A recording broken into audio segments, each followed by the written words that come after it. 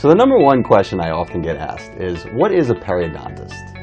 And a periodontist is a dentist who goes to school for 3 or 4 extra years and specializes in adding bone and gum tissue to teeth that are not healthy.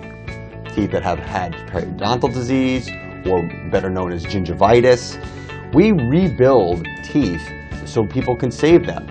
The other thing that sets apart periodontists from other specialties in dental field is that we are great at building soft tissue around teeth. Take example for this case. This is a patient that came in with multiple areas of gum tissue loss. Was a young patient, was very conscientious about their smile. Through non-invasive soft tissue dentistry, we were able to rebuild their smile by adding gum tissue, but not having to make any incisions.